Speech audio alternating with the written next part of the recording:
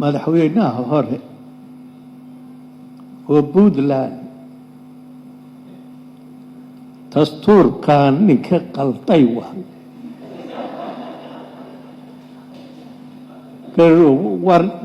garowatu ninka ku soo qoray waa qofta dambigeed inay qarataan rabaa inay nadiif iska dhigto iyadoo wax ku soo dhiishay lama rabo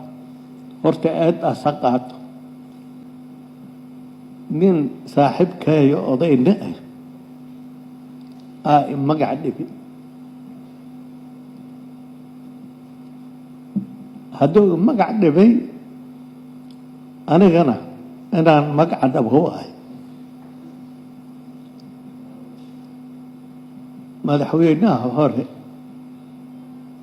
oo Puntland dastuurkan ninka qalday waa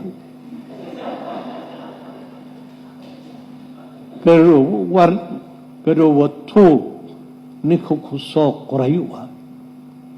qofta dambigeed inay qarataan rabaa inay nadiif iska dhigto iyadoo wax ku soo dhiishay lama rabo horta aad asaqaato waxaa kuu soo hiray xasan dheer waa saaxiibkay tuug waxbaa shay waa caalamka oo dhan ka jira laakiin magaalada uu ka yimid lama wada degana miduu ka soo galay maahayna miduu ku dhashay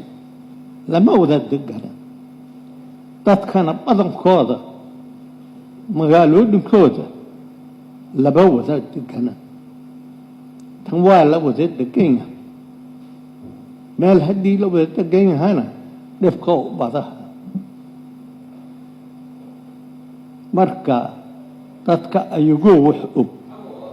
meehiwa la degan yahay dhibka inuu u badahayo ha ku xisaabtamaaho hadday ka yimideen meel ciddooda kaliya degan tahay un wax lala wadaaga jirin oo wax lala cuna jirin oo waxooda kaligood cunaan waxa kalena inay cunaan rabaan hadday ka yimideen yaayaan aad kale